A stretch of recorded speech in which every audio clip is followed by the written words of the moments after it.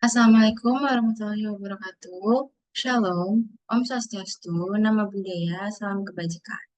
Perkenalkan, nama saya Cornelisda Irawan dengan NIM G0024142 dari kelompok B9. Video ini saya buat untuk melengkapi tugas Inhal Anatomi Blok 1.2 Sistem Integumen dan Muskuloskeletal. Baik, langsung saja. Seorang wanita merasa nyeri pada punggung. Jelaskan struktur anatomi vertebra, cervical, terminal, lumbal, sacrum, dan coccygeal, serta jelaskan muskul penyusunan radial dorsum. Baik, saya akan menjelaskan mengenai anatomi dari vertebra. Jadi yang ini adalah tampak anterior dari tulang vertebra atau tulang belakang, atau tulang punggung. Untuk yang ini adalah posteriornya, dan yang ini adalah tampak lateral. Kita akan membahas cervical vertebra, bagian atas, lalu torakal, lalu lumbal, sacrum, dan habis itu terakhir ada coccygeal. Yang pertama adalah cervical. Cervical ini terdiri dari 7 vertebrae. 1, atlas, 2, aksis, 3, 4, 5, 6, dan 7. Untuk karakteristiknya, ukurannya kecil dan ringan.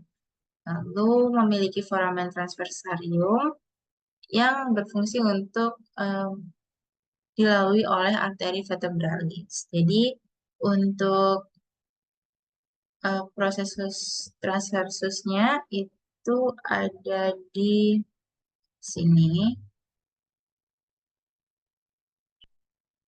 Lalu ini tampak posteriornya dari C1 atau atlas, ini tampak anterior dari C1 atau atas.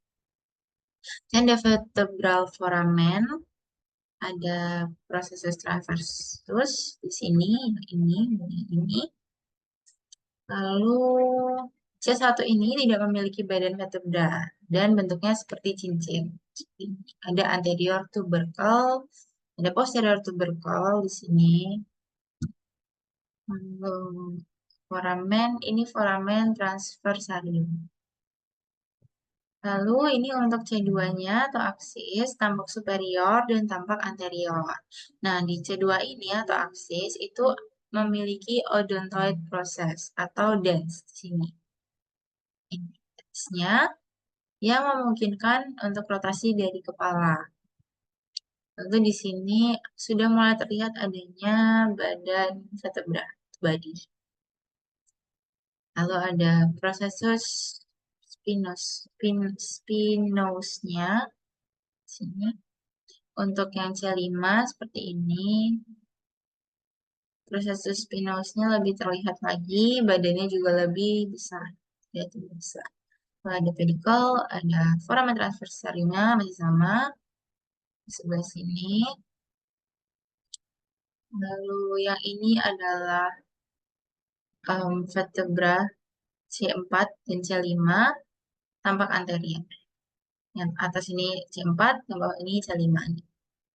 Lalu di antara ini ada unconvertebral joint dan intervertebral disc.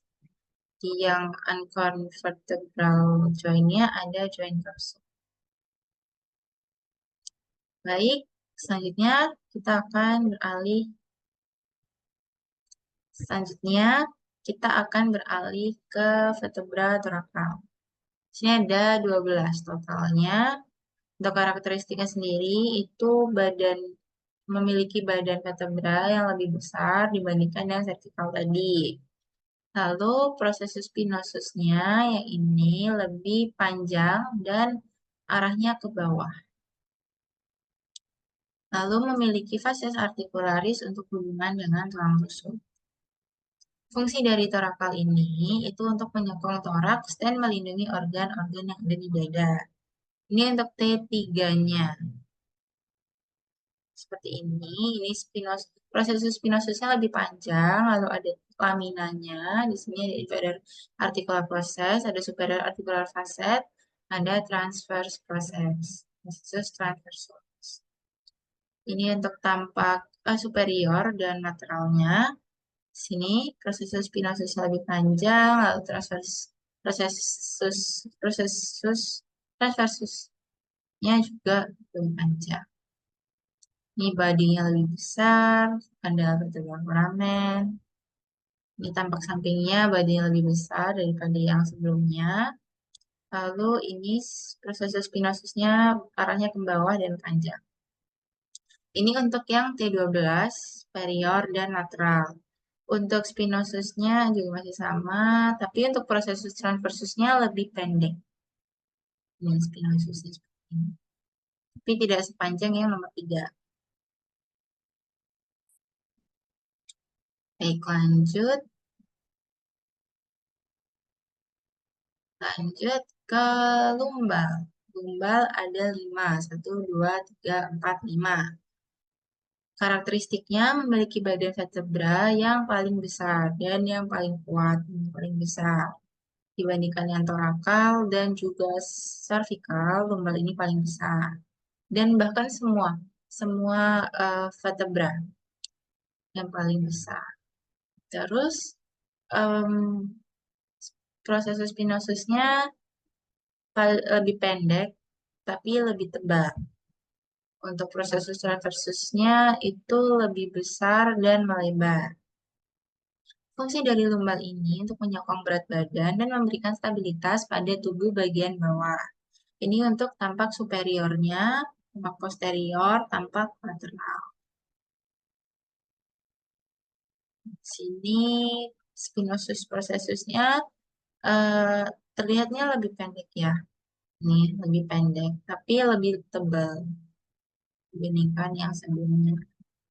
Terus untuk prosesus transversusnya di sini ini lebih tebal daripada yang sebelumnya.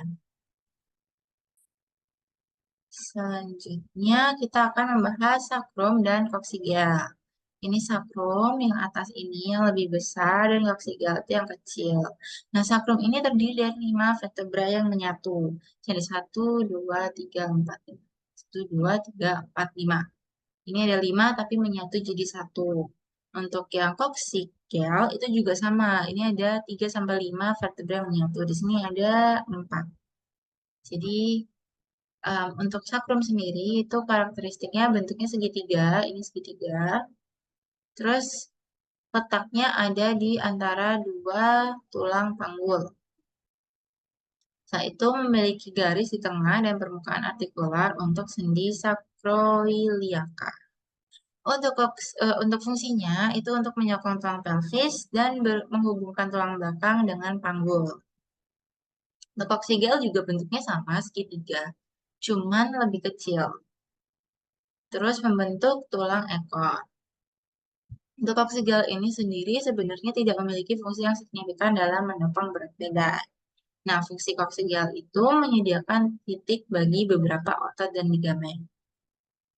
Secara keseluruhan, struktur vertebra itu pada masing-masing daerah beradaptasi dengan fungsinya dalam menopang beban, memberikan fleksibilitas dan melindungi saraf tulang belakang.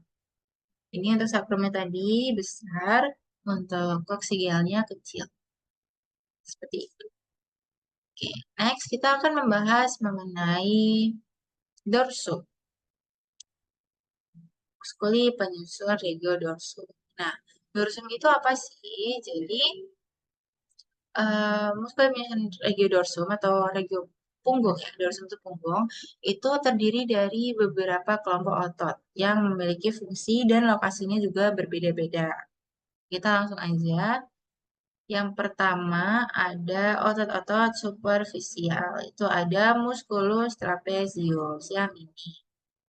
Musculus trapezius. Letaknya di daerah servikal dan torakal atas. Fungsinya untuk elevasi, retraksi, dan juga rotasi skapula. Musculus trapezius ini diinervasi oleh nervus accessorius, CN11. Lanjut, kita ke musculus latissimus dorsi di sebelah sini. Ini itu letaknya di bagian belakang inferior. Fungsinya adalah untuk aduksi, lalu ekstensi, dan rotasi medial humerus. Latissimus dorsi ini diinervasi oleh nervus thoracoldorsalis. Oke, selanjutnya ada otot-otot intermediat. Itu ada musculus rhomboideus major atau mayor dan minor. Ini rhomboid mayor yang di sebelah sini, major, dan minornya di sebelah sini. Ini tuh terletak di antara scapula dan juga columna vertebralis. Fungsinya untuk retraksi scapula. Nah, rhomboid ini, baik mayor dan juga minor, itu diinervasi oleh nervus dorsalis scapula. Selanjutnya ada musculus levator scapula di sebelah sini, yang ini. Nah, musculus levator scapula ini berfungsi mengangkat scapula dan berperan dalam rotasi medial. Nah, musculus levator scapula ini diinervasi oleh nervus dorsal scapula dan cabang dari nervus spinalis C3 dan C4. Selanjutnya ada otot-otot dalam atau otot paravertebral. Nah, otot-otot dalam ini ada musculus erector spinae. Itu ada di sini. Ini erector spinae. Nah, ini itu terdiri dari 3 kolom. Ada iliocostalis. Iliocostalis. Di sini, ini iliocostalis. Lalu ada juga longissimus. Ini longissimus. Dan ada spinalis. Ini urut ya. Iliocostalis, terus longissimus, terus baru spinalis. Nah, fungsi dari musculus erector spinae ini itu untuk ekstensi dan lateral fleksi dari tulang belakang. Diinervasi oleh rami dorsalis dan saraf spina. Selanjutnya ada musculus multifidus yang ini. Musculus multifidus ini fungsinya untuk stabilisasi dan rotasi kolumna vertebralis. Diinervasi oleh rami dorsalis dari saraf spina. Lalu yang terakhir ada otot pendukung, itu ada musculus semispinalis. Yang di sini, musculus semispinalis. Musculus semispinalis ini termasuk dalam kelompok otot transversospinalis. Fungsinya itu dalam rotasi dan juga ekstensi kolumna vertebralis. Semispinalis ini diinervasi oleh rami dorsalis. Lalu yang terakhir ada musculus rotatoris. Musculus rotatoris ini terletak di segmen torakal dan juga lumbal. Fungsinya untuk rotasi vertebra. Untuk musculus rotatoris ini diinervasi oleh rami dorsalis dari saraf spinal.